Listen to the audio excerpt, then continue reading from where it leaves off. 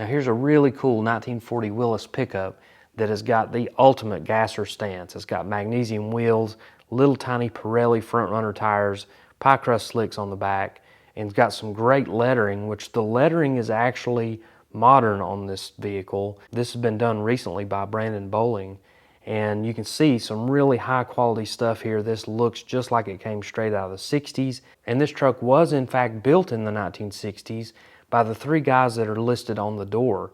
It was based out of Queens, New York, and it's got a pretty cool engine combination. It's a 475 cubic inch Oldsmobile engine in this thing. This truck's got a lot of cool pieces on it. I love the little shorty bed with the little fenders, the threaded pipe for the back bumper. All this stuff is just super cool. I don't know if this thing is actually functional yet, but it looks like it's not far off. So really neat piece.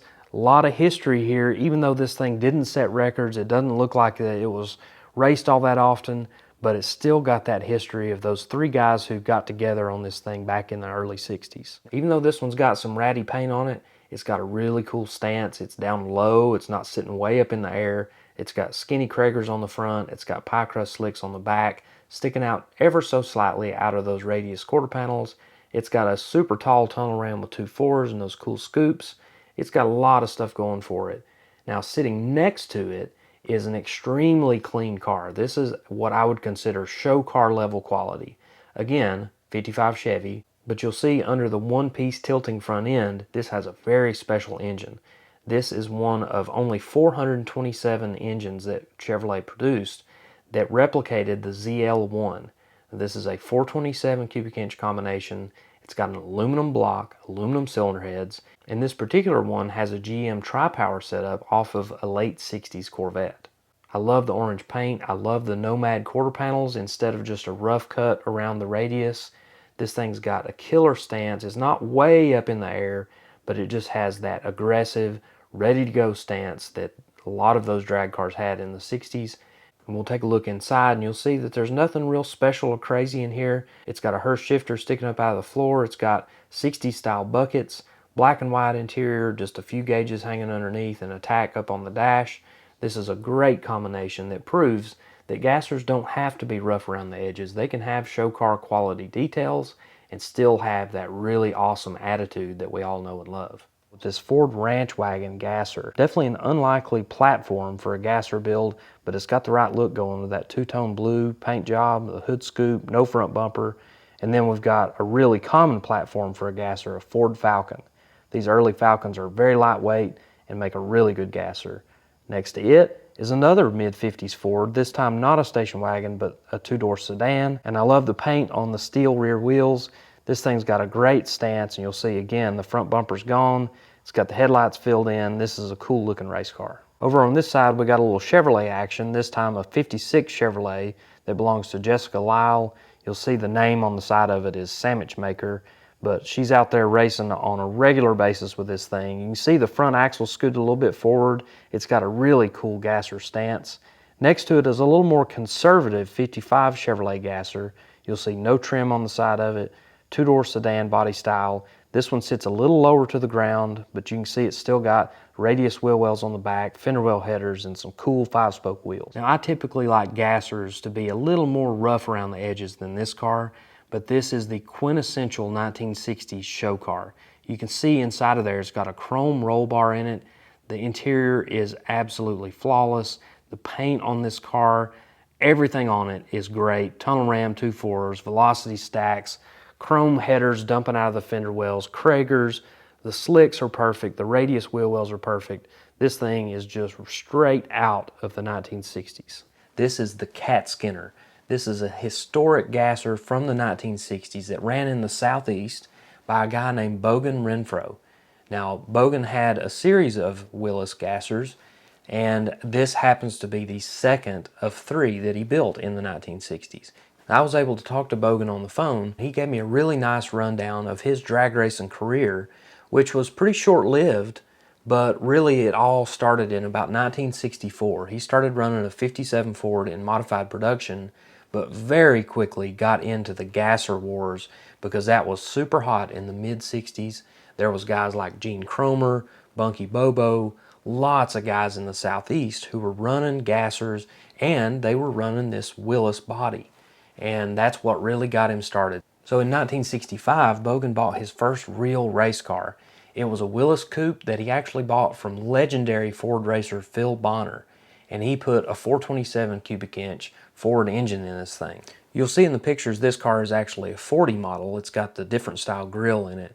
And you'll also notice that it sits up pretty high. That was a real standard stance back in the day, was get that front end up in the air, get the weight transferred to the back tires, because tire technology was not what it is today. So they had to do every trick they could to get traction to get down the racetrack. So he had a big monster 427 cubic inch Ford engine in this thing. He ran this car in A gas, which was the top of the food chain for the Gassers, and it was pretty competitive. He raced from 65 to 67 with this car, and it held its own even though this car was a little heavier than some of its competition. So with that in mind, Bogan went out and bought a second car.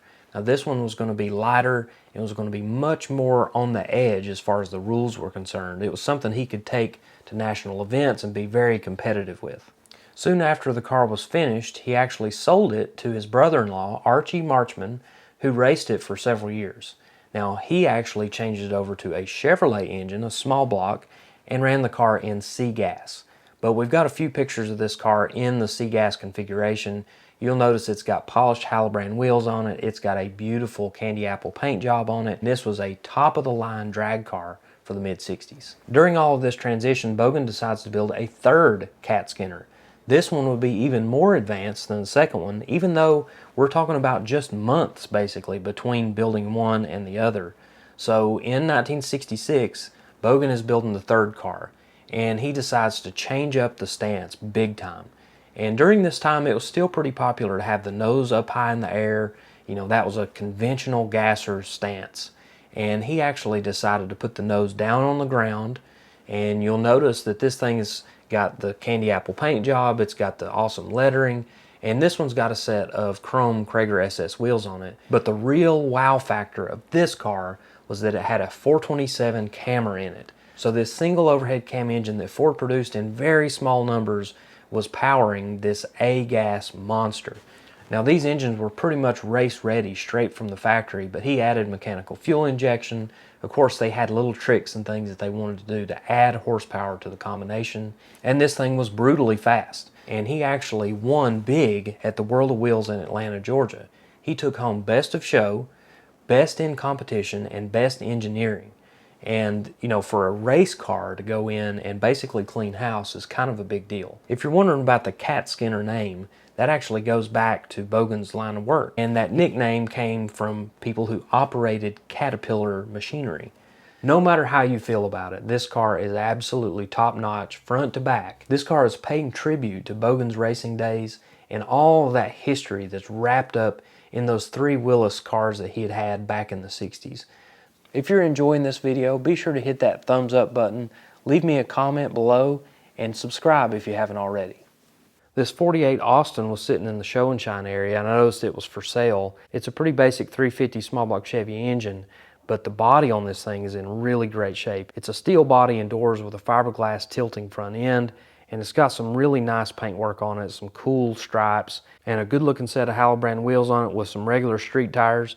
This thing could be good for the street, but you could also make it a pretty cool looking period correct Gasser if you change just a few pieces on it. You'll always see a lot of Gassers at the Street Rod Nationals, and this 57 Chevy looks pretty fresh. It's a 210 two-door sedan. It's got some pretty slick paint on it with some cool stripes and 396 lettering. Inside there's a roll bar, gold metal flake steering wheel, and some diamond interior, and it's sitting on a set of rocket wheels. While that Chevy Gasser was really cool, this Ford Falcon looks like it's ready for some action. It's got tinted Lexan. It's a little rough around the edges. You can see the lettering is a little rougher than what we might have seen on that Chevy, but this thing looks like it would get down and have some fun. It's got Kragers on it, little scoop sticking out, fender well headers, and a moon tank up front. It was a 41 Willys Gasser, and you can see it's got a great stance. It's sitting on some street tires, some slotted mags. It's got B-gas markings on it, but I'm assuming this is just a tribute to an old Gasser.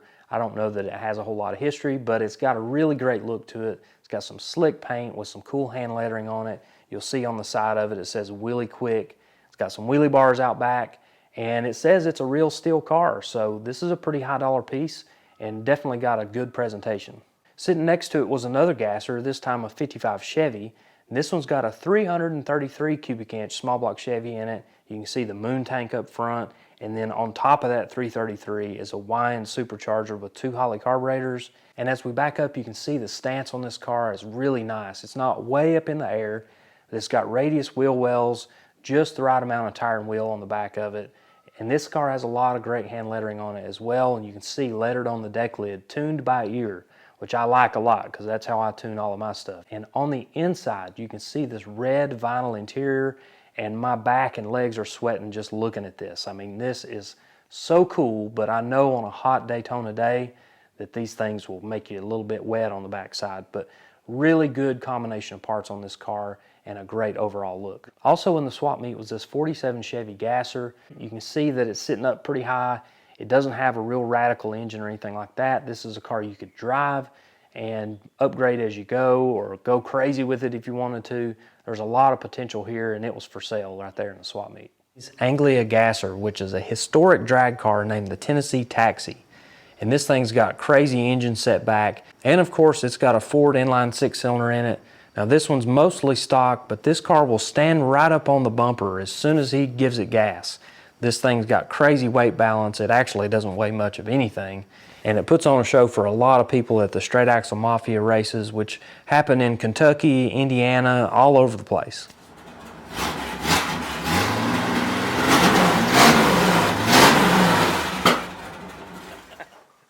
Pretty much my favorite car ever is a Henry J. And Kaiser made these cars in the early 50s. They were an economy car. They were cheaply made. They were very lightweight.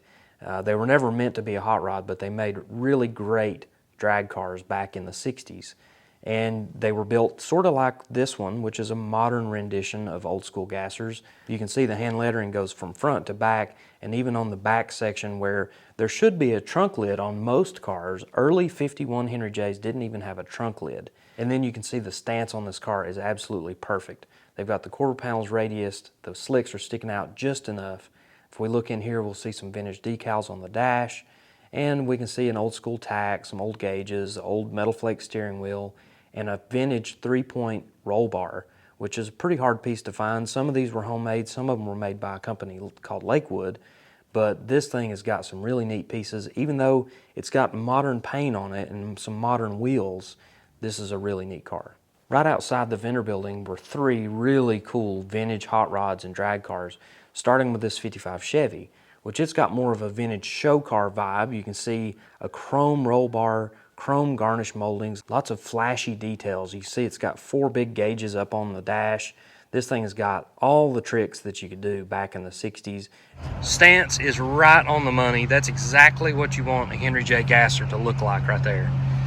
Up a little bit higher in the front than it is in the back. And with the engine set back, you know, this thing should settle all the way, you know, front and rear. It should come down at least another inch.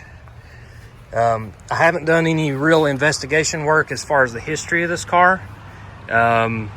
It came from the Knoxville, Sevierville area here in Tennessee, which means that it could have run at 411 Dragway, could have run at Knoxville Dragway, could have run at Bristol back in the day. I don't really know that, and there's a lot of investigation left to do there. So you can see it's had some red paint, it's had some blue paint.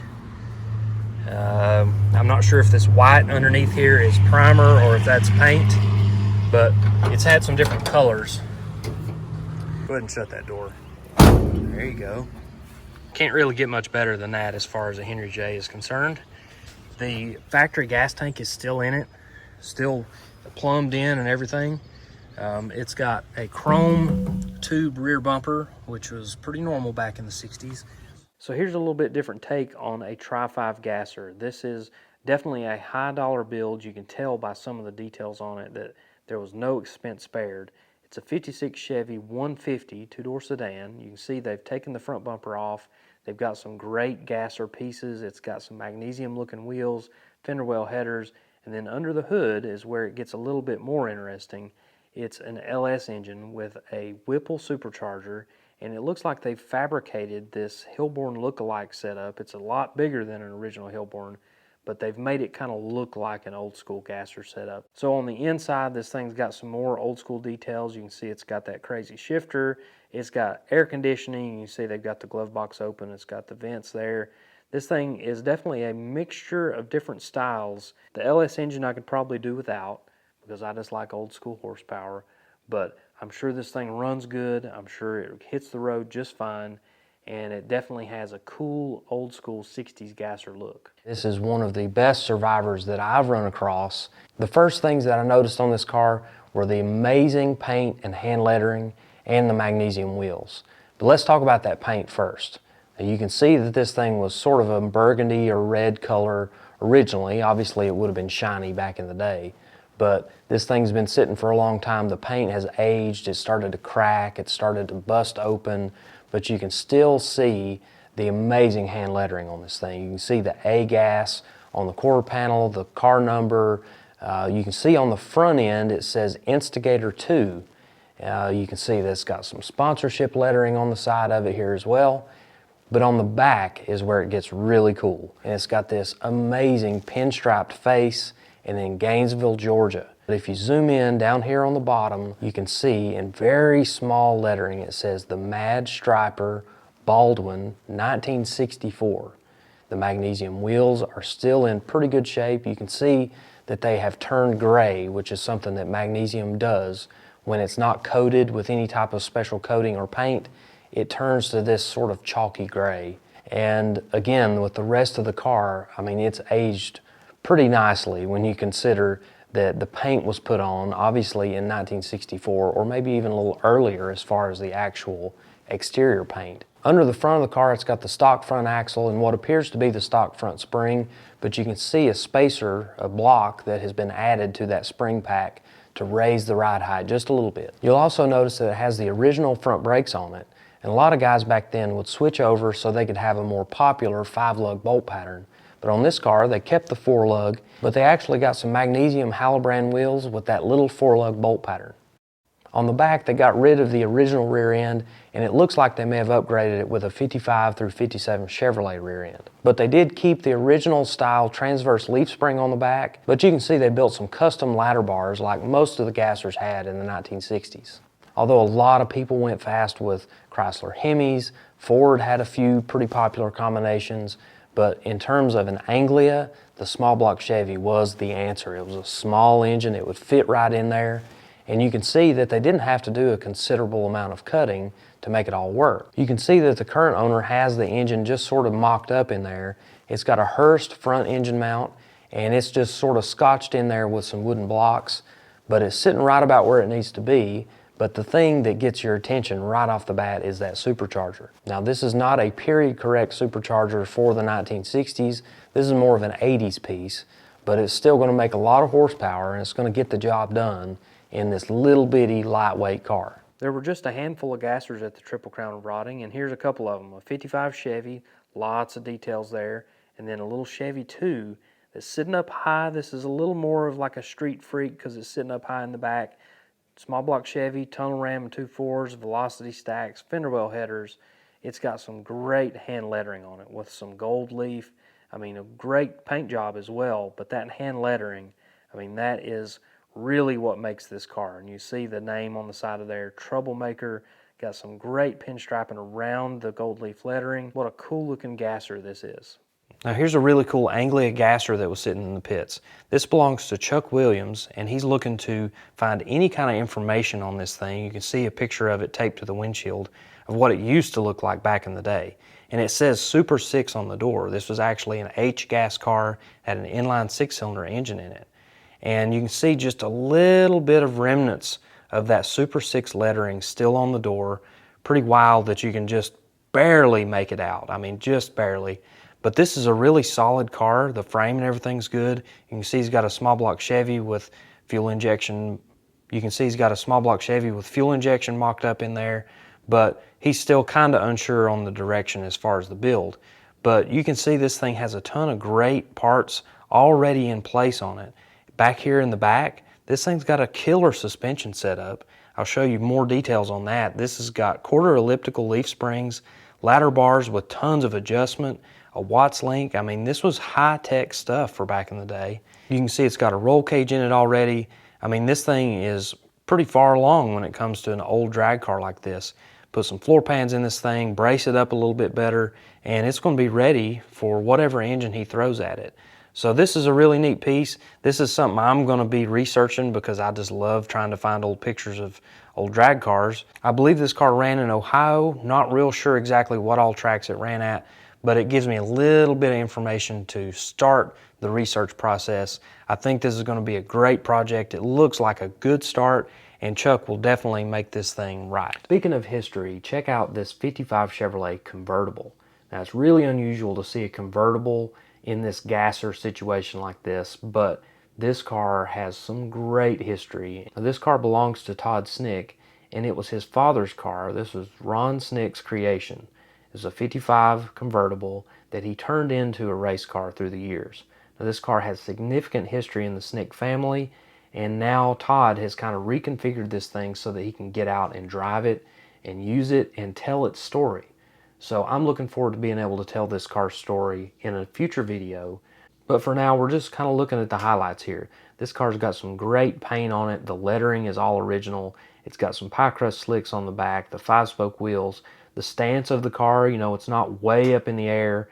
It's got a lot of great stuff, even though Todd admits that some of the modifications that his dad did were a little bit crude, like the roll bar or the rear suspension.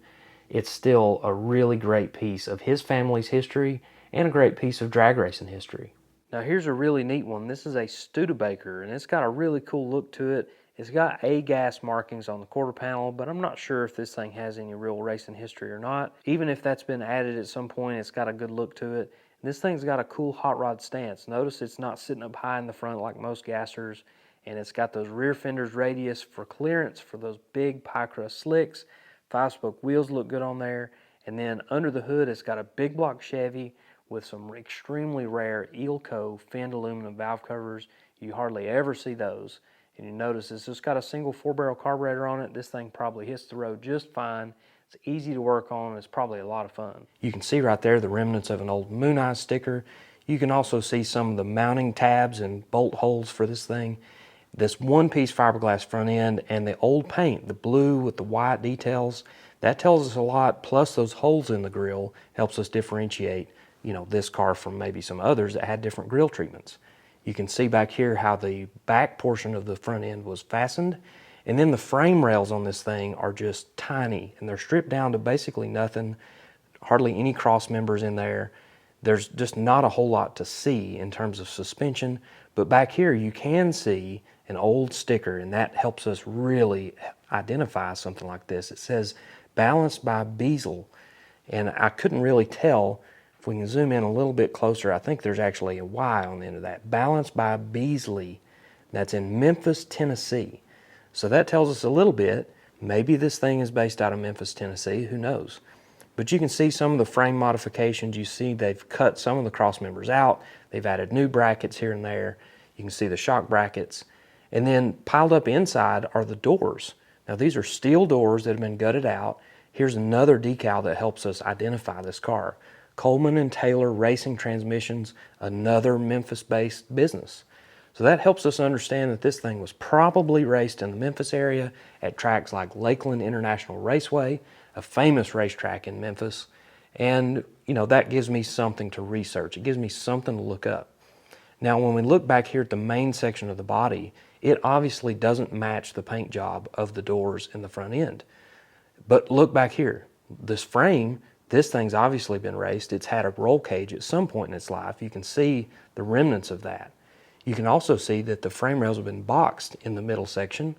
So this thing is seen drag racing, but I'm not so certain about that back section of the body. You can see the inside of these doors have been gutted out, especially this passenger side. The driver's side's still got a little bit of bracing, but the passenger side is completely just torch cut. There's nothing in here. And even on the outside of the door, it says, "Please do not open," on this little tiny label. So I think that's cool. This thing was obviously stripped down, gutted out for drag racing use only. It was not a street car. This thing was a serious drag car back in the 60s. And here we've got two cool examples. We got a Studebaker, a 4-door Studebaker Gasser, a really neat creation. It's got some metal flake paint on it. It's got some old school wheels, M&H tires on the back, of course. This thing's got some cool lettering, US Commander right there. It's got red tinted windows to kind of go along with the crazy theme. Here's a cool Gasser. This is a 55 Chevrolet. This thing's got a great stance. You can see it's got American 5-spoke wheels on it. It's got pie crust slicks on the back. It's got a tilt front end, tinted windows with that red tint, a crazy lace paint job on it. This thing has got a really great combination that gets a lot of attention no matter where it goes. When it comes to Gassers, this one got a lot of attention with its rough paint job and killer stance. This is a 56 Chevrolet 210, two-door post. You can see it's got the tinted windows, it's got the lettering on it, it's got white wall tires on the back, it's got velocity stacks sticking up out of the hood. The interior is pretty cool too. It's got shag carpet, some cool upholstery. This is a pretty cool car, made some good noises too.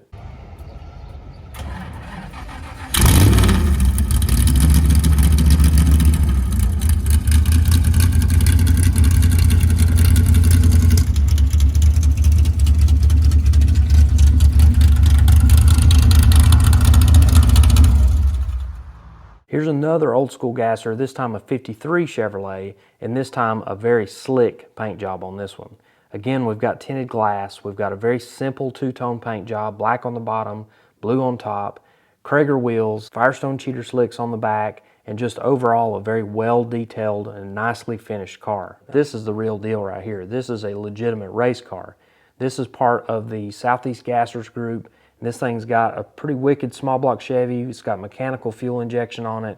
This thing has got a slick paint job, again, the tinted glass, and this is the loose cannon. It's based off of a 33 Willys sedan Delivery, which is a pretty wild body style in itself, and it's even wilder with the Gasser setup, with the slicks poking out of the back, the little skinny front runners. This thing has got a wild look and a lot of cool details. Now here's a wild one I saw in the car corral. This is a 57 Corvette, which is already a pretty desirable car, but this is a factory fuel injection car, and it still has fuel injection on it, and it's functional. It's actually a car you can get in and drive.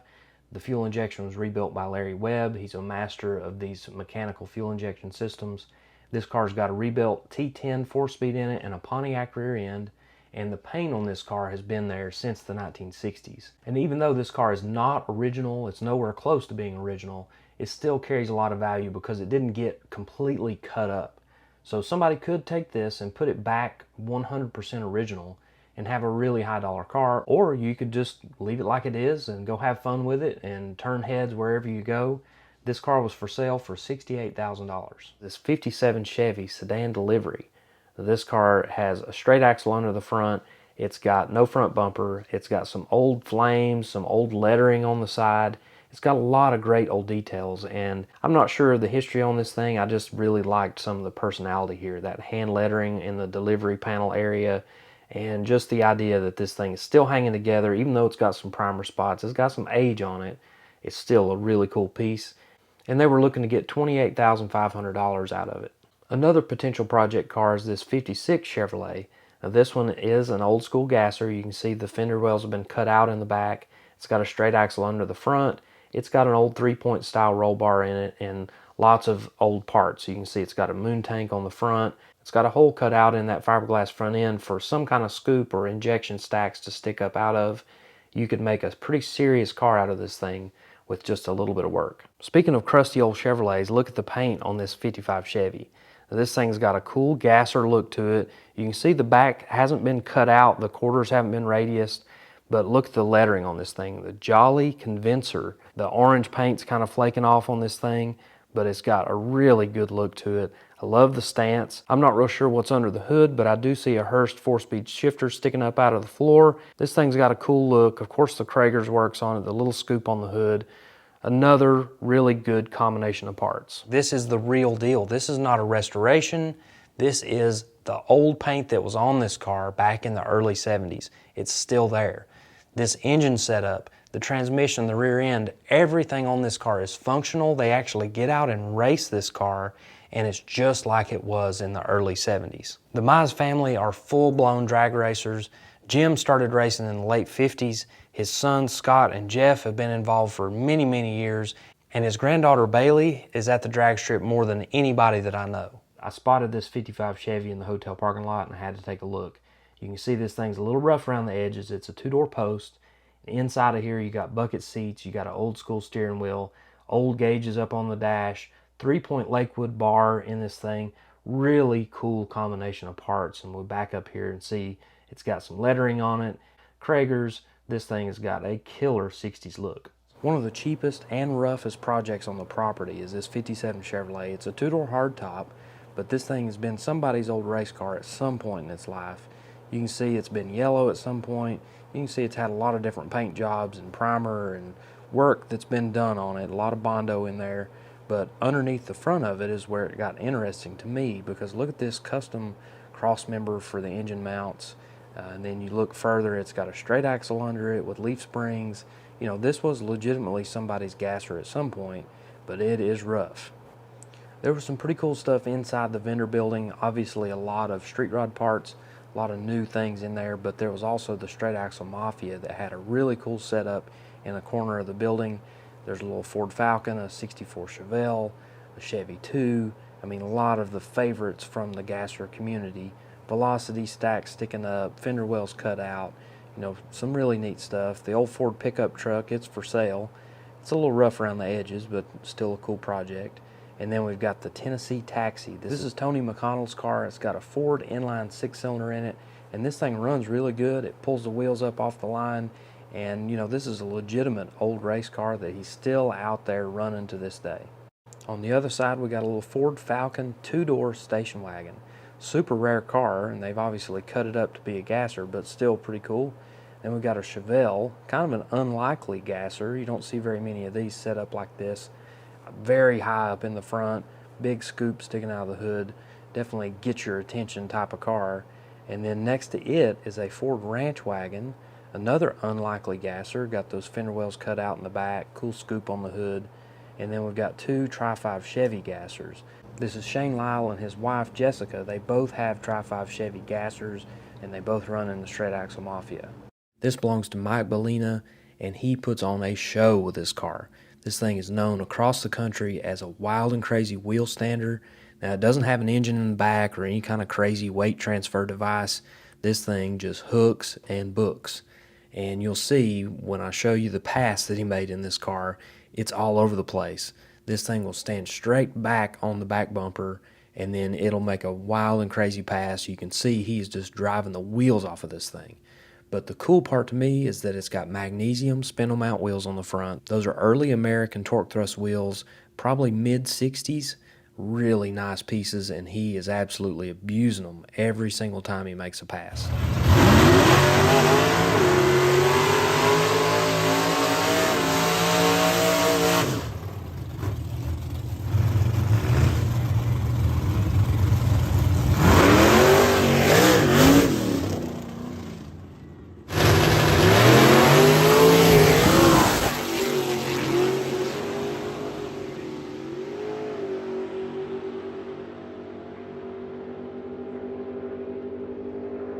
Next is a 1957 Corvette. Now this thing has got old school Gasser features inside and out. You'll see under the hood it's got a small block Chevy with mechanical fuel injection, tons of old school components in there. And inside you got a chrome roll bar, you got the old school tack, the old gauges, tons of vintage speed parts here. And then just overall you can see those flared fender wells on the back, the cheater slicks, the Kragers. This thing has it all. To give you the full drag racing history on this 1940 Willys, we got to go back to 1964. That's when Frank Groves bought the car from A.J. Fowler. He gave $225 for this car, and he had full intentions of going drag racing with it. He wanted to set it up as an A-gas car, and he brought along a friend named Roger Swanson. Frank and Roger spent quite a bit of time on the chassis and suspension, and they really went all out on this car. The front suspension is mostly stock. It's got parallel leaf springs, a straight front axle. It does have little lift blocks to bring the front end up a little bit, but the rear suspension is where it gets really tricky. It's got quarter elliptical leaf springs, which is basically a leaf spring that's been cut in half, and then it's got coilover shocks, long ladder bars, and it's all attached to a Chrysler 8 3/4 rear end. When they set up the rear suspension, they didn't use this exact rear end housing. That's where this story gets a little bit more interesting, because the rear end housing, transmission, and engine came from a very special donor car. Around this time is when a third person gets involved with the build. That person was Lamar Bobo from Rome, Georgia. Everybody called him Bunky. He wants to inject some serious money into this car. He wants to make it a top of the food chain A-gas car. So he does something crazy. He calls up Mr. Norm in Chicago, Illinois, and he orders a brand new 1965 Dodge Coronet Hemi factory superstock car. Now this A990 car, they're incredibly rare. About 101 of them were built. He goes up there, buys the car, brings it home, immediately takes it apart, uses that engine, transmission, rear end in this 1940 Willys Coupe. The A990 cars were rated at 425 horsepower, which is probably a little below what they actually made, but that still wasn't good enough for this type of car. So they immediately started taking the engine apart. They sent the crankshaft to Howard's to add a ½ inch to the stroke. This is way before you could just call up Summit or Jegs and order a crankshaft. It ended up coming out to about 484 cubic inches. And obviously they worked on the heads a little bit. They put a 590 camshaft in it, and they put the Hilburn fuel injection on there. And it ran on gasoline to run in the A-gas class. Behind the stroked Hemi engine is the original Torque Flight automatic transmission that was in the Dodge Coronet. Now it was sent off to Art Carr. He strengthened it, but there really wasn't a lot you could do as far as trick modifications. You know, there wasn't a lot of torque converter options or anything like that. And even back then, there wasn't a lot of shifter options. There wasn't fancy ratchet shifters and, you know, lockout shifters and all that kind of stuff. So they ended up using an original push button shifter out of a Dodge. To make the car a little bit lighter, they took out all the street equipment that they could, and then they put a fiberglass front end on it, fiberglass doors, and a fiberglass deck lid, leaving only just the bare body being steel, and then replaced all the inner panels with aluminum to make it that much lighter. Up front, they installed a pair of magnesium American torque thrust wheels, 15 by 4 inch with some little skinny tires, and out back they typically ran a pair of steel wheels that had been widened a little bit. Now back then, it was kind of up in the air whether or not a magnesium or an aluminum or a steel wheel was best for the rear of the car. And in their case, they actually tried it 2 different ways, and the steel wheel performed better, so that's what they usually used. But when they restored this car, they wanted to give it kind of a more polished look, so they ended up going with these Americans on the front that are polished perfectly with the gold centers, and American Racing 200S wheels on the back, again polished and restored beautifully. It was early in 1966 when this car got its first big win, and that was at a NASCAR sanctioned event in Daytona, Florida. But big changes were coming in drag racing around this time, and Bunky wanted to get in on it. So as Bunky continued racing this car in the 1967 season, instead of running in A-gas, he actually set this car up to run in match races. And for the rest of that season, he ran the car on nitromethane. And he had Randy Scott help him tune the car and make sure it was going to survive all the abuse. But ultimately, the car was just wild with the nitro. I mean, it was all over the track, but it did allow him to gain nearly a full second ET. The best the car ever ran on gasoline was a 10.05 at 128 miles per hour, and then the best it ran on nitromethane was a 930 at 164 miles per hour. Almost a 40-mile-an-hour difference between the gasoline and nitro setups. So you can tell this thing was probably fighting some traction issues, but it was making some big power on the top end. And that's really kind of the transitional point of this car's history, was when he put the nitro engine in it, the car didn't handle well.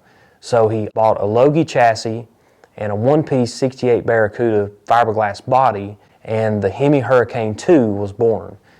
So with the success of the Barracuda funny car, the old Willys Gasser sort of faded off into the distance. And Bunky even tried to sell it. He priced it for $350, and at the time, you know, it was kind of just a used up race car. It really wasn't a state-of-the-art piece anymore, because drag racing was changing quick in 67, 68. I mean, it was really moving along quickly, and this car just didn't bring the money. The timing was great on the restoration of this car because it allowed Bunky's 2 grandsons to get involved. It was just a really cool family project that included some old friends as well. So ultimately, they took the car all the way back apart. They took that 340 cubic inch engine out of it. The radical nitro burning Hemi was long gone, but they did put a 426 Hemi back in this car.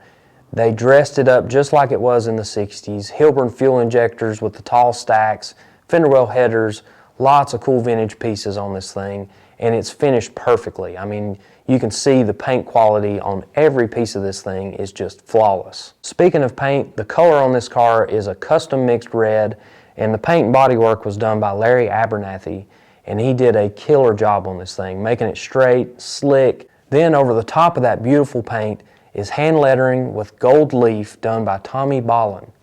The restoration of the Hemi Hurricane Willys was finished in 2005, and they went everywhere with the car. They toured it around at events like the NHRA Hot Rod Reunion. They had opportunity to display it at the U.S. Nationals, all sorts of different nostalgia events. And then ultimately they put it in the International Motorsports Hall of Fame in Talladega, Alabama, and it was on display there for quite a while. Check out the paint on this 56 Chevy. Now this is the ultimate street freak. It's got huge tires under the back. It's kind of got a mixture of Gasser and 70s show car details, and this paint job is just wild and crazy. Now we've got another old Anglia. This one's got a blown small block Chevy in it with 2 4s. Pretty cool looking setup there, definitely full of engine. You can see that they've recessed the firewall way back, and this one's got a few modern pieces on it. You'll see an aluminum radiator, but this thing does have some history. You can see by the flaking paint, and you can also see the old school Krager front runners and old bi-sply tires. And let's take a look inside. That's where we really see some history. It's got a 3-point roll bar wrapped up tight. It's got an old high back bucket seat in there. I like the old helmet hanging there too. Some aluminum work in here. They've obviously moved the steering around to set the driver further back because the engine's set back. It looks like it's got wider than stock fenders on the back of it, but this thing obviously has some cool history going back to the 60s and 70s. Up next is another Gasser. This is a 55 Chevy 210 two-door sedan. You'll notice they didn't cut the quarter panels out on this car. This car's got an excellent body on it. Even though it's got some surface rust, this thing is solid as it can be. So they didn't want to cut up those quarter panels, but they didn't mind cutting it up to put a straight axle under the front. It's got fender well headers, a rowdy small block in it, and just a really cool stance. All right, I like pro street cars and I like Gassers, but I don't typically like pro street Gassers. When you have a car that's got a straight axle in the front and it's jacked up in the front, I don't usually love a narrowed rear end with the tires tucked way up under it, but this is an exception. This is an early Falcon 2-door station wagon, which all the Falcon purists are going to cry about that because it's a very rare car, a 2-door station wagon, and somebody has cut the quarter panels out. They've put a straight axle under the front. It has a roll bar in it, and it has a pretty serious big block Chevy with a tunnel ram, 2 4s, big headers, all the normal Gasser stuff, including a big old aluminum tank in the front. They've had to cut out the front bumper to fit that in. But this thing's got a pretty cool look, I'll admit. For a pro street Gasser, this thing got my attention. I always love to see old lettering like this, and Copperhead Road, obviously that was the famous song from back in the day, but look at this 55 two-door post. No bumpers on it. It does have 210 trim on it, but you can see the tinted windows, the copper colored paint. This thing's got some age on it, and it's got some great personality. And underneath, you'll see that they got the extra ride height on the front by modifying a set of spindles. You can see they've cut and welded on these spindles, which some people would say is a bad idea, but a lot of people got away with it for a lot of years. This was always an alternative to having a straight axle and leaf springs and having to completely redo the front suspension. 46 through 48 Chevrolet Gasser. This car's got a real nice stance. You can see it's got a cast aluminum scoop screwed onto the hood. It's got your typical race car stuff on the inside and then some cool lettering back here that says Holy Grail. Then we got some drag radials and steel wheels tucked up under the back of it. This thing's set up really nice and I love the stance on it. Here's another Gasser, this time an early Mustang. And this car's got some pretty slick paint on it. White stripes, cowl induction hood.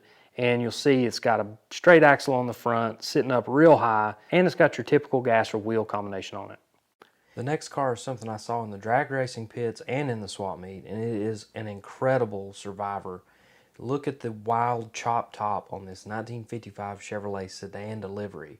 I mean, this was a big project to chop the top on something like this, but look at the rest of the car. I mean, it's got a flip forward fiberglass front end. The engine is set way back into the firewall. You can see that they've cut that firewall way out, and they've actually put the engine up under the cowl. It's got a custom scoop that cuts into the windshield, blue plexiglass. I mean, this thing is absolutely killer. You can see those rear wheel wells have been radiused out. It's got slicks and slotted mags. I mean, this car has wow factor. The stance is cool, the chop top is crazy, but look inside of it. You can see the blue glow from that Lexan or plexiglass.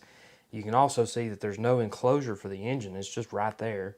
And it's actually a pretty solid car. I mean, you don't see a whole lot of rust here. You see a little bit bubbling up around the seam at the rear window area. You see a little bit at the drip rail. But I mean, this is a very nicely preserved car, considering that people kind of hacked on these things back in the day. They weren't exactly pristine show cars. But speaking of show cars, look at this. Chrome plated steering box, chrome plated axle, chrome on the radius rods, chrome on everything under the front suspension. So this was a pretty high-end car back in the day. And you can see now it's got a small block in it with Moroso gold anodized valve covers. It's got a tunnel ram and two 4s. You know, this is a pretty period correct setup for the 1970s. Now, what I found out later was this car was around way before the 1970s. This thing was originally built in the 60s, and it was drag raced in several different configurations. First, it was obviously unchopped. It was just the standard roof height. And then it just progressed from there. You can see the different paint jobs. This guy's collected a lot of pictures and information on this car, which is awesome because just look at some of these pictures, like the one with the Corvette towing this thing. I mean, that doesn't happen anymore. That was something that was strictly 1960s, and this thing was a show-stopping combination back in the day.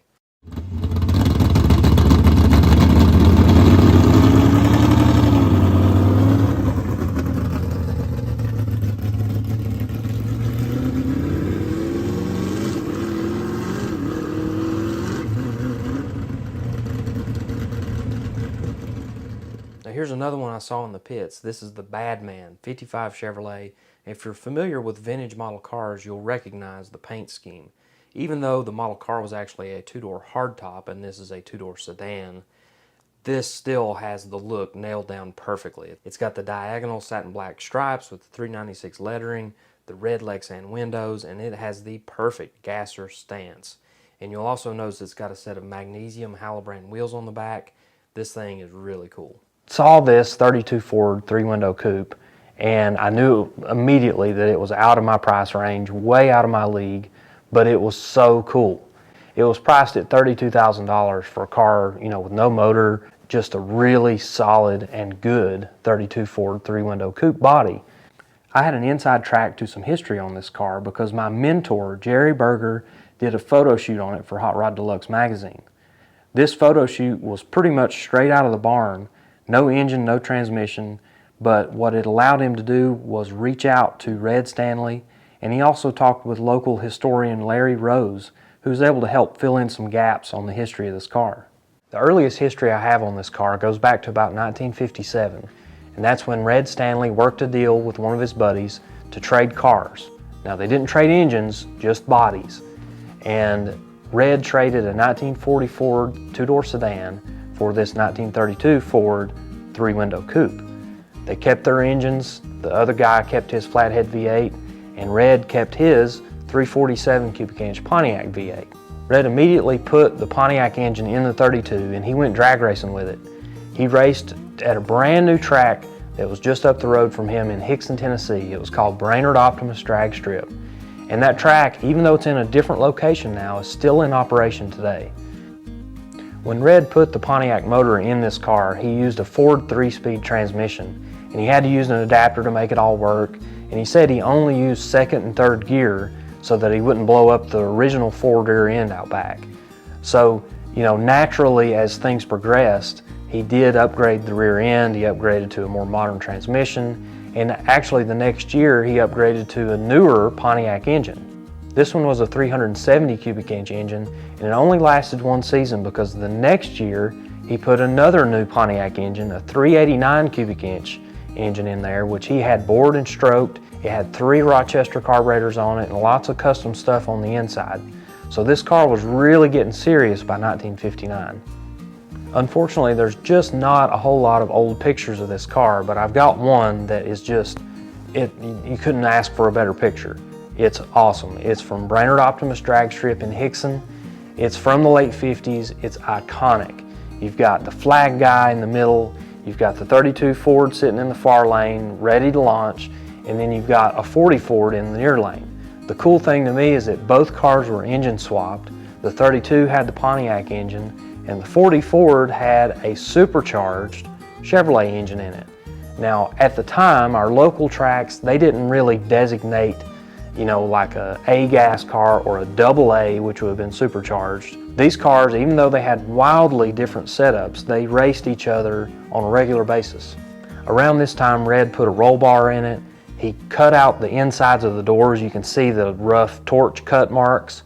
Just trying to cut weight out of this thing, trying to make it light, trying to make it a little bit safer, and trying to make it competitive, because the car was running in pretty much the top category at the time. It was A-gas.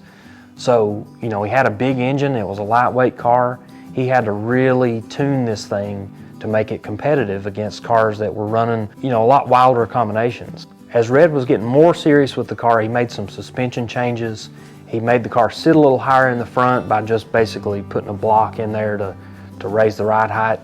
Then for the rear, he put these really long ladder bars that were made out of galvanized steel. They went all the way up to the wishbone mounts on the front end. So basically, the front and rear suspension mounting points were off of the same bracket. Really crazy setup, but it seemed to work for the car. I mean, these things were just experiments on wheels. You just had to try stuff until it worked.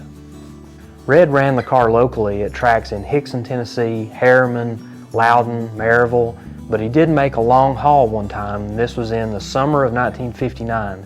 He went to Chester, South Carolina to a national event, and the car won its class. I mean, pretty awesome stuff for a local guy to make a big long haul and to come back with a trophy. Fast forward 2 years to 1961, and Robert Nance takes over the car. He's running it with a Mopar wedge engine, still running in A-gas, still competing really well in the local ranks. Red Stanley and Robert Nance were racing partners for a few years after the 32 Ford exchange. Red actually drove for Robert. He drove a Henry J, he drove a 40 Willys Coupe, he drove an Anglia, all of them gas class cars, all of them very successful. Around this time is when the car got a paint job. You'll notice in the old pictures that it's black, now it's white. Well, that happened in the early 60s. The car just keeps evolving and changing, and even changing owners through the years. So eventually a guy named Leslie Anderson bought the car. He put a Ford motor in it, a 427, continued running in A-gas, continued just tweaking on the setup year after year, but it eventually was retired in 1967. That was the last that this car raced. It was the last that this car was even ever seen. That brings us to the modern era of this car's history.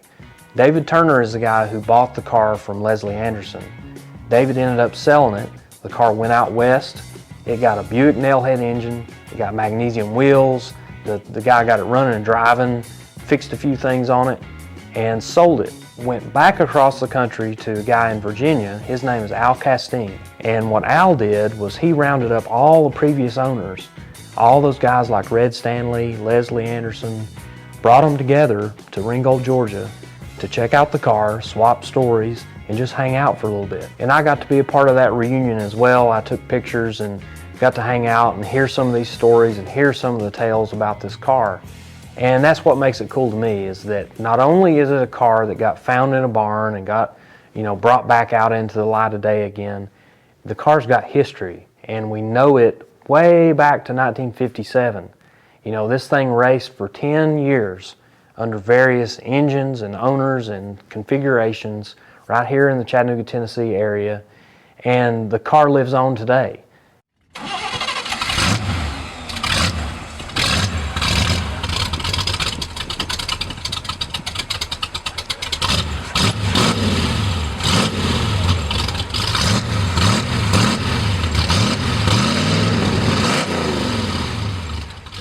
Found a really cool looking Gasser. Now you can see it's got a Bel Air emblem but no trim on the side. And looking inside, it's got a roll bar in there. That's pretty serious. And this thing's got a cool color combination. I mean, the paint's flaking off of it a little bit, but look at that stance. That thing is way up in the air, and we're going to take a closer look at it because this does not have a straight axle. This is actually a stock front suspension with a crazy front spindle. Look at this spindle design. Now, I don't know how much I like that. I don't know that I would enjoy going fast with a spindle like that. Maybe people did back in the day, but that looks a little sketchy. But it does produce a really cool looking stance and you know, a good look overall. It's got cool wheels, neat looking car. It'll be a really cool project. As we look inside, you can see whoever built this thing back in the day set the engine way back, and they built this little enclosure to go around it. It's got a little console thing to rise the shifter up where it needs to be. It's got a little roll bar in it, just like a little 4-point bar. And look at those little plastic seats. I don't know what those came out of, but they look cool. It just kind of adds to the personality of this old school car. Here's another 55 Gasser. This time the wheel wells have not been radiused out. You can see it sits up real high. It's got drag mags and some cool M&H slicks on it. Looks like a pretty solid body. Maybe somebody's patched on it a little bit and tried to match the patina, but look at that. That is a crusty front tire. And you can see this one has an engine in it. It's still got fender well headers, and it's got a pretty cool look to it, but it's obviously a project. This car is owned by B.B. Brown in North Georgia, and he runs with the Southeast Gassers Association. And he runs in the C-Gas class. And this car, you know, it's got a lot of history, but it's still pretty effective on the track. Even though it's still using a lot of original parts, all the suspension is original on it. And, you know, there's really not a whole lot to it. It's a very simple setup, and it's still out there racing at about 10 or 12 events a year with the Southeast Gassers Association. BB has owned this car for a long time, and these pictures I'm going to show you here are actually the first time BB ever looked at the car. And he was 17 years old at the time, and he went with a buddy to go look at this thing because his buddy was interested in buying it. And after looking at it, BB told his buddy that, you know, if you don't take this car, I'm definitely interested. So, you know, they walked around the thing, and you'll notice that it's sitting up on a trailer. And BB said that it kind of looked like they came back from a race one weekend and then never touched the car. They didn't even unload it off the trailer. The transmission was the only thing missing, but the rest of it was complete. Still had the engine in it, still had a lot of great pieces. BB has traced the history back on this car to about 1959.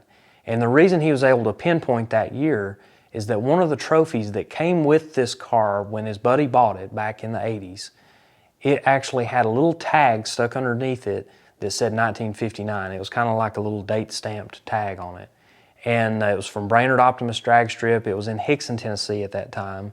And then there's other history on this car at Paradise Drag Strip, which opened in 1961. This car was originally raced by Kelly King out of Dalton, Georgia. And according to BB, Kelly was from a pretty wealthy family. The King family owned an egg farm that was really successful, and it looked like he spent all of his family money on a race car, which sounds like a great idea to me. BB ended up stripping the car down and repainting it about 25 years ago, and he actually let his daughter pick out the color on the car. She was 7 or 8 years old at the time, and you know, the color just kind of stuck. It's been this way for lots of years. And then he had Phil Murphy do the hand lettering on it and all the artwork on the car. It's really cool, old school design. And what you'll notice here is that he replicated a lot of what the original car looked like. Now, the original car was kind of this tan or kind of a brown color. BB did not like that color at all. He wanted this bright blue, but he did replicate the 327 on the door. He replicated the deputy dog on the back of the car.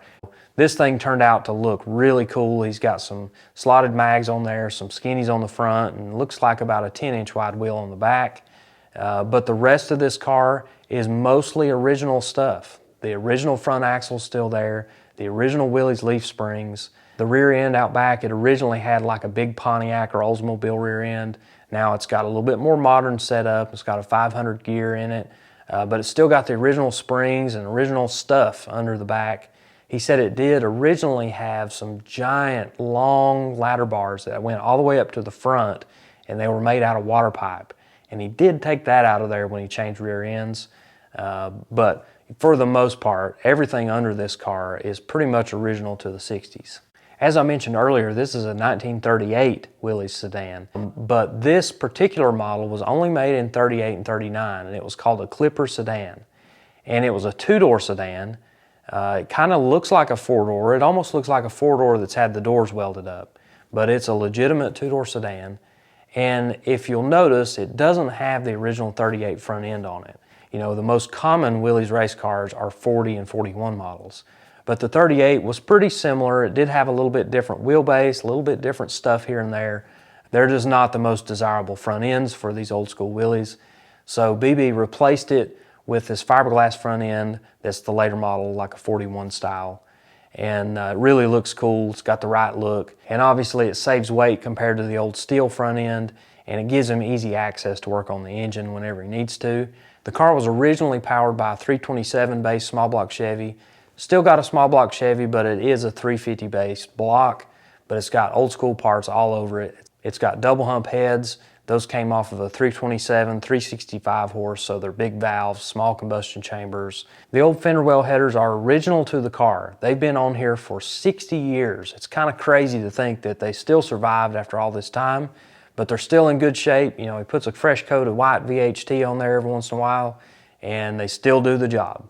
He said he's got a swap meet Saginaw 4-speed in there right now, and I've got a couple of videos and pictures of this thing pretty much on the back bumper. You know, he definitely doesn't cut it any slack.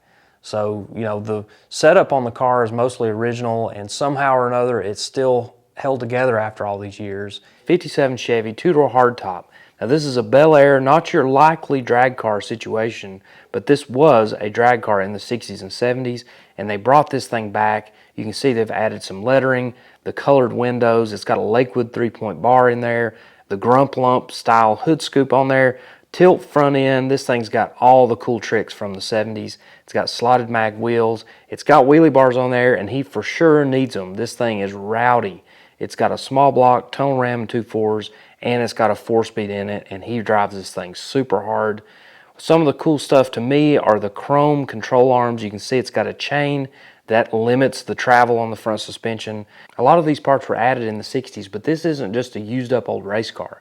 This thing gets down the track and it puts on a show.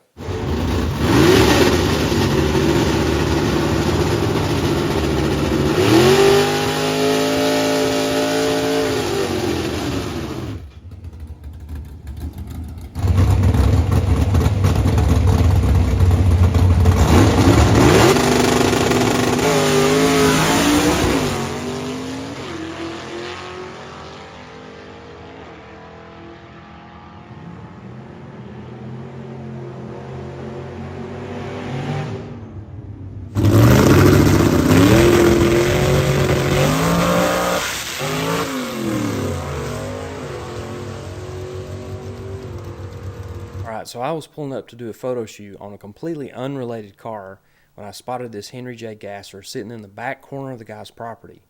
Now, he doesn't want anybody to really know who owns it or where it's at, but I had to show it to you. This is just too cool to pass up. Last I heard, this car was actually driven on the street, but it has not been seen by very many people in the last 20 to 30 years. It's actually been packed away inside of an 18-wheeler trailer, like a tractor trailer, for many, many years. And he recently pulled it out and used that trailer for something else, and this thing is sitting in the corner of his property. So really cool piece. Now you'll see the radius rear wheel wells. That's really well done. Sometimes guys would get carried away and really cut them up bad, or they wouldn't get them straight, or whatever, but this one's cut really nicely. Under the front end, it's got a straight axle with parallel leaf springs. I'm not really sure what the axle came out of, but it's installed pretty nicely. It looks good in there. The car's got a small block Chevrolet engine in it, and I'm not really sure about the rest of the drivetrain rear end, but it is old school stuff, no doubt. One of my favorite parts about the car is the blue paint job, and you can see right here that the cracking and the separating of the paint, it's almost like art. I mean, it looks so cool. And of course the old lettering on the front fenders that's kind of faded away, but you can still barely make out that it said Henry VIII. I didn't open up the doors, but I did peek inside the window, and you can see an old aftermarket steering wheel, the old Stuart Warner gauges. This thing's got lots of cool pieces still intact. According to the information that was with this car, it says that in 1964, Flip Hargrave was 19 years old, working as a detail boy at Knoll Chevrolet in Iowa City, Iowa. This 56 arrived while working and he purchased it for $51. The car still had the original 265 cubic inch small block Chevrolet in it, but he took it to Lawrence Brothers Speed Shop where they put a GM Duntov high performance solid lift cam in it and then a bunch of Corvette components like a 2.4 intake with two 4-barrel carburetors, and the distributor and valve covers also came from the same Corvette. They also put a set of Mickey Thompson high compression pistons in it and a custom made 9-quart oil pan. It had a Corvette 3-speed manual transmission with a 456 gear out back, lots of cool components in there including an RC Industries blow-proof bell housing. This is an NHRA approved piece, very old school, very authentic. Aluminum flywheel inside of there, Schaefer clutch. Then it says he went to L&M Speed Shop and purchased the Stewart Warner gauges, the Hurst mystery shifter, Mickey Thompson headers, and Mickey Thompson slicks, traction bars, drive shaft safety loop, and the 10,000 RPM sun tack that's in there. All these parts still exist and they're still on the car, which is unbelievable that they could survive all these years and not get parted out or sold off or traded off for something else. But as we found out, in February of 1967, Flip was deployed overseas and the car was put into storage. He purchased a military parachute to cover the car while he was gone, and it's still in the trunk today. Flip owned the car until 2020, just 2 years ago, and he believes it only has about 100 miles on it since he built it way back in the 1960s. That's pretty crazy. Every receipt to all the speed parts were found in the glove box, including the sales ticket from Knoll Chevrolet when he purchased the car in 1964. According to the information board, Flip's wife actually hand lettered all the lettering on this car, which on the side of it back here it says up tight and out of sight. Well, that was actually a Stevie Wonder hit back in 1966. And then you'll see on the back, it could have been a little controversial back in the day, it says gray power, a little black, a little white. Everything on this car is original to the car. It does look like they've upgraded the tires at some point. It's got some what appear to be modern Firestones and some recap slicks on the back. The wheels are polished up really nice. The paint itself, even though it's been on there for so many years, it still shines up good. And you'll notice that they've removed all the trim. It has no side trim on it whatsoever. And a 56 two-door hardtop would have either been a Bel Air or a 210. So it would have had some type of stainless steel trim on the side of it. They filled all those holes, painted it silver, and then put that lettering on the back. You'll also notice that it's got some custom taillights in the back, and you can see they removed the front bumper, which was a pretty common thing back in the 60s. Now, you don't see very many Nashes on the drag strip. You certainly don't see any with this wild paint job, which was put on this car in 1971. This thing has tons of cool history. We're going to go into details about when this car was built, who built it, where it raced, and then we're going to talk about the current owner who continues to race this car to this day. This one hit the track in 1966. A guy by the name of Mel Lewis built this car out of Lyons, New York. So the earliest pictures of this car that we have were developed in June of 1966. And you can see it just had a plain white paint job, black steel wheels on it, nothing real special. You can't really tell that this is a race car other than the front bumper has been removed. And if you look real close, you can see 4 pipes sticking out from under the front fender of this car. So it obviously had open pipes, open headers on this thing, and you can also see the lettering that says Miss Brown #2 and 265 cubic inches. So after running this car for a little while with the 265 and the pretty moderate appearance package, Mel ended up taking this car apart. He painted it blue, he added some mag wheels to it. You can see there's a hood scoop now on the hood. And what's really changed is the fact that he set that engine way back into the chassis. And I love this picture right here. The car is sitting up on a Ford flatbed truck, and you can see this thing is a tandem axle. This was a pretty serious truck for back in the day, and he's painted it to be the same color. This is a pretty high-class operation. And in this picture, which was taken at an indoor car show in 1967, you can see that he's bolted all the front sheet metal together, and now it flips forward, which gives access to that engine. But you can also see that very unique cowl and firewall situation that the Nash had, which makes it look like that engine is set way back, when in fact it still passes NHRA's rules as far as 10% engine setback. And here's a picture of one of its biggest moments, getting ready to line up at the 1966 U.S. Nationals in Indianapolis. Originally it had a 265 cubic inch small block Chevy, eventually stepping up into a larger cubic inch small block Chevy with Hilburn fuel injection, 4-speed transmission, and it had 557 gears in the back. So this thing was absolutely screaming through the quarter mile. So fast forward a few years, and in 1971, this car went through another makeover, this time a cosmetic makeover. And instead of the beautiful blue paint job, the solid blue, really tasteful, looked just like a street car or a street rod from back in the day, he wanted to do something a little more psychedelic, a little more crazy, and he did exactly that. The paint job on this thing is just wild. It's just free-flowing and all sorts of stripes and different tricks from back in the day. And as you can see in my footage of this car from today, the paint has actually held up very well considering how long it's been on the car. But the reason this car was parked and put into storage was a flaw in the paint on this paint job. So you can see underneath all of this crazy paint and striping that the base coat was white.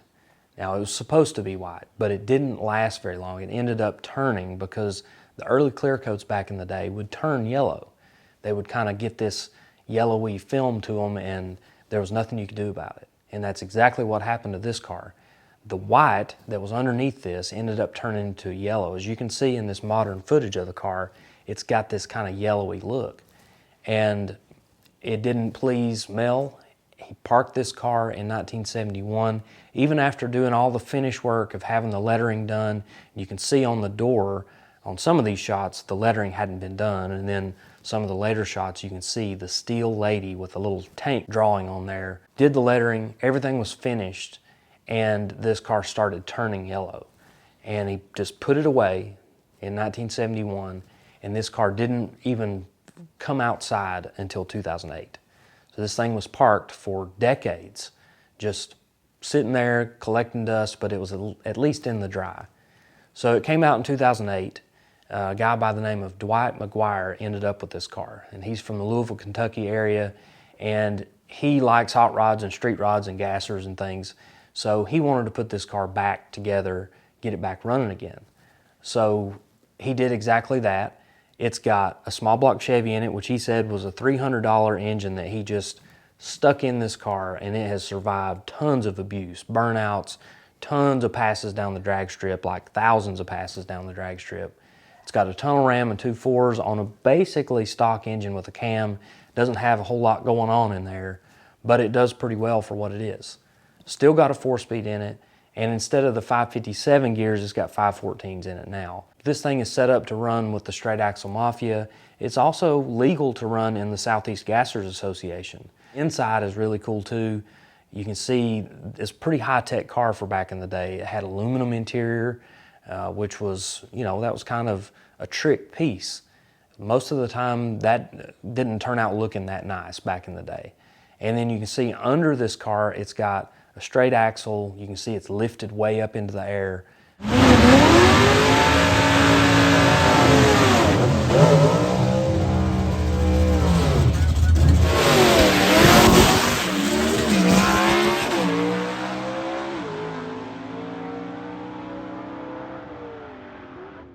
I lost count of how many 2-lane blacktop replicas or tribute cars were at the Dan Truck Tri-5 Nationals. And this is a pretty good one here.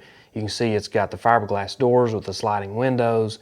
It's got all the right elements, the American 200S wheels, the iconic scoop, fender well headers. It's a pretty cool piece. But nothing beats seeing an actual movie car. And this is it right here. This is an authentic 2-lane blacktop car. Now they created a couple of these cars that were used in the movie, and if you didn't realize this, these cars were actually also used in the movie American Graffiti. The American Graffiti car, the Bob Falfa 55, it was shiny black, but it was the exact same car. And you see that, there's some changes here, not only the paint, but a few other details, including those iconic American 200S wheels, and in this case, it's got Firestone Indy tires on the back, which is authentic to the movie.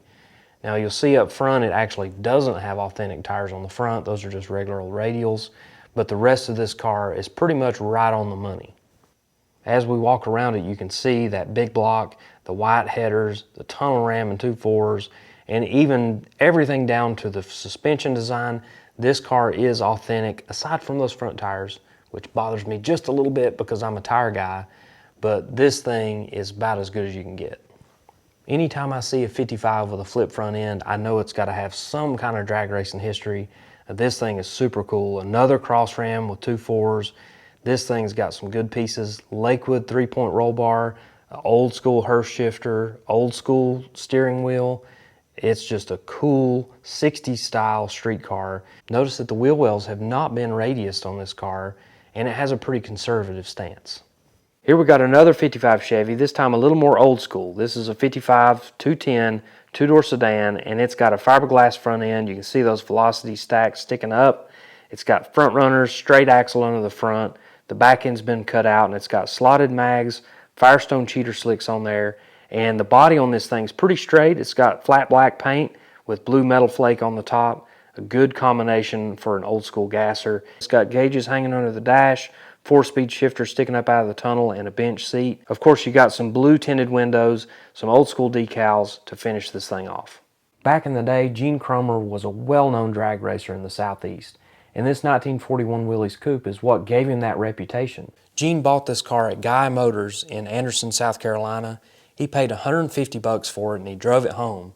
Finally, after countless hours, day and night working on this Willys, Gene was able to debut the car at an NHRA sanctioned race at the Donaldson Air Force Base in Greenville, South Carolina. After Gene got home from that first big race in Greenville, he was pretty happy with the car's performance, but he wanted to spice up the appearance with some hand lettering, so he had the Mad Striper come in, and they named the car the Moonlighter. When he originally built the car, he put fiberglass doors, fiberglass fenders, hood, deck lid to lighten the car tremendously. And he gutted out all the interior, again, just trying to shave as much weight as possible. Gene kept the original front axle, but he did lift the front suspension a little bit to kind of give it the weight transfer that it needed. But you'll notice through the years that he lowered the suspension a little bit at a time. Out back, he installed a 9-inch Ford rear end with 486 gears, and originally he set it up with the original Willys leaf springs. And ultimately he landed on sort of an early version of a ladder bar setup. So it's got these rectangular arms that mount to the rear end and to the frame. And then it's got a set of Coney coilover shocks, which were revolutionary at the time. The engine in the Moonlighter started life as a 427 cubic inch Ford FE, but Gene had plans to make big horsepower with this thing, so he started with a crankshaft company crank, which brought the displacement up to 468 cubic inches.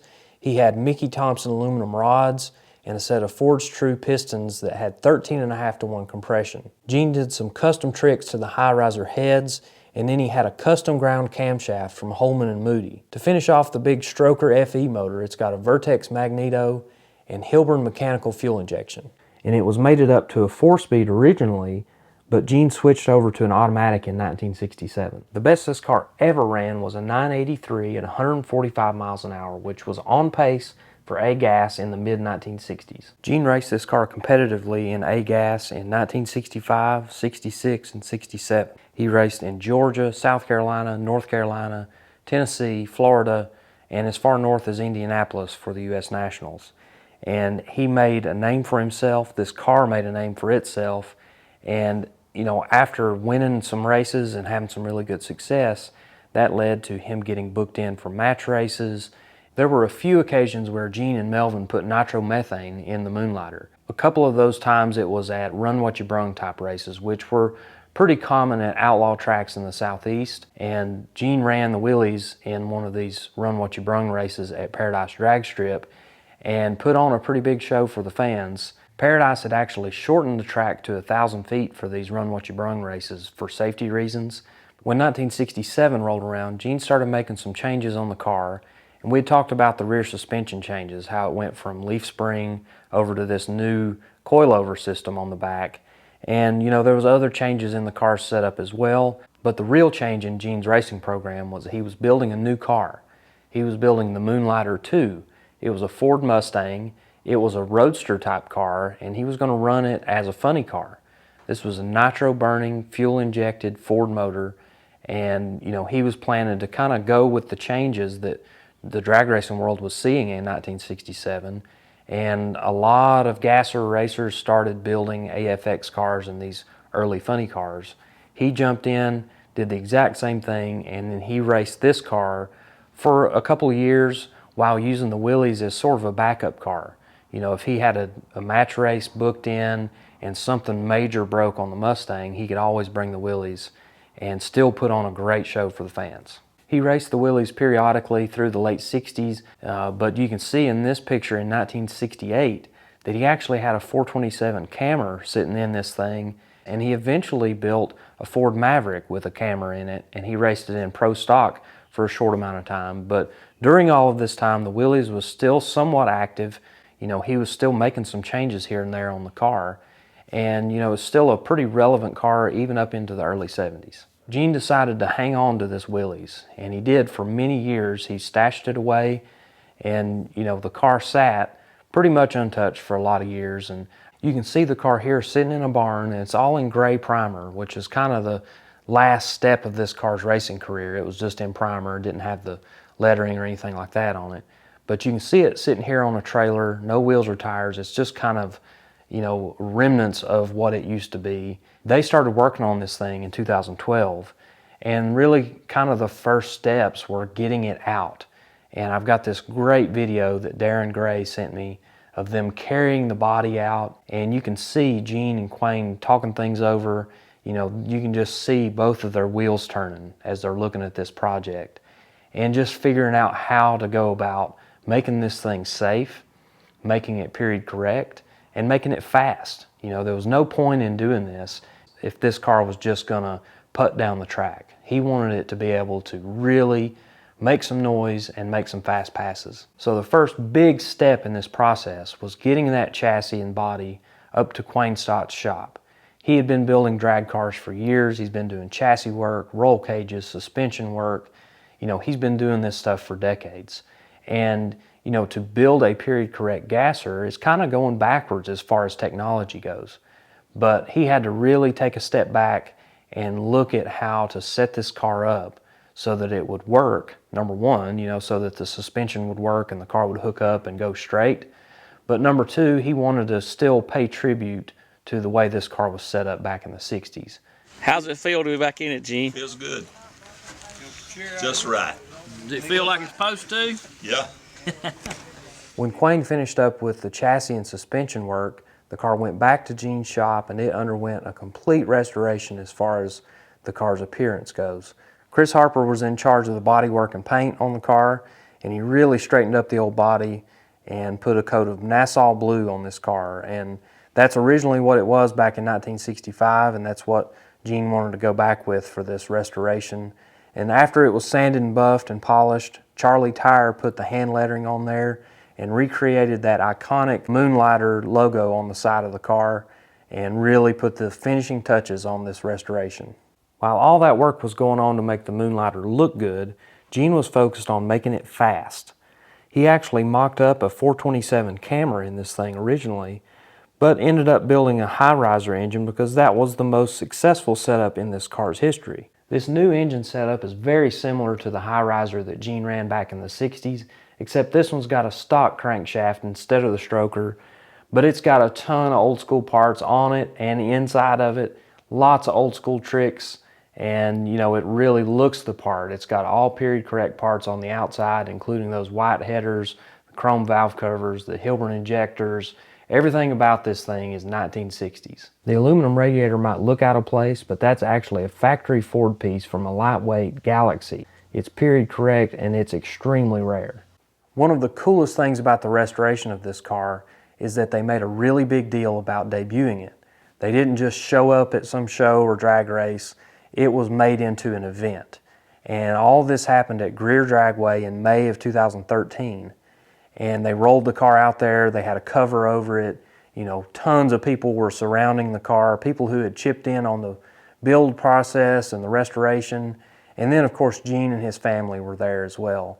And it was just a really special moment to be able to pull that cover off of the car and, you know, just to hear the fans cheering, because this is an iconic piece of drag racing history, especially in South Carolina. You know, I think for a lot of people, especially Quayne and a lot of the people who chipped in and helped on this car, it was more than just a happy emotion, you know, of watching this car go down the track. I mean, this was just like watching your hero, get back into the car that made him a hero and see that car go down the track again under full power. We're not talking about, you know, just babying it down the track.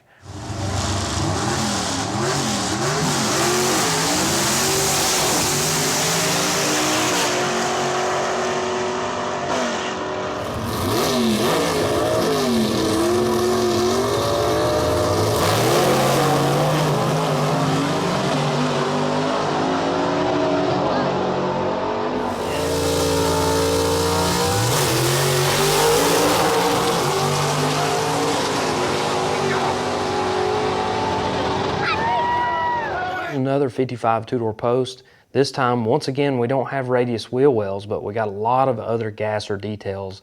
Like inside of here, it's got a roll cage, the low back buckets, 4-speed sticking up out of the floor, and then you can see it's got a straight axle under the front, some skinny front tires, and an old school teardrop scoop on the hood.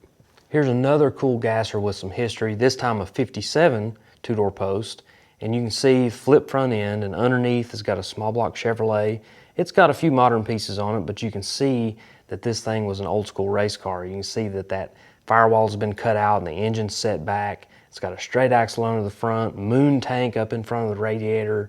It's got a lot of cool pieces. If you look inside of here, it's got an old roll bar. The old upholstery's still in there. Lots of cool details in here. It's got a cable drive tack up on the dash, the old school steering wheel, the switch panel.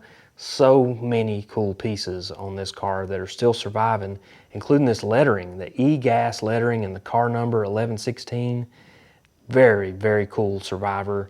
The radius wheel wells are nicely done, but you can see that this car doesn't have a super wide rear end where the tires are sticking way out of it. They're actually tucked up under there, but this thing is cool. It's got a lot of cool details. It's got a pretty slick paint job on it, but I like that they kept that old lettering on the windows. Another look inside of here, you'll see that tack. That's an old Stuart Warner tack. Very, very highly sought after piece. Lots of good stuff in here. Hearse shifter, it's got the old aluminum gas pedal in there. So many cool details. Probably from the 70s, but you can see that this thing probably spent some time on the street as well. But fender well headers, scoop on the hood, Krager wheels, and of course those Moon Eye stickers on the front fenders. I also really like this American Graffiti tribute car. You can see right here that this car's got some slick paint on it, big block Chevrolet with aluminum heads, a lot of good components there. The headers look really nice on there too. Slick paint job, the radius wheel wells, the chrome reverse wheels, tilt front end. This car's got everything you need in an American Graffiti tribute car. The Blue Bayou car is a crowd pleaser, and it is a beautiful AA Gasser. That means it's supercharged. This thing does long burnouts, wheel stands, and it runs pretty fast.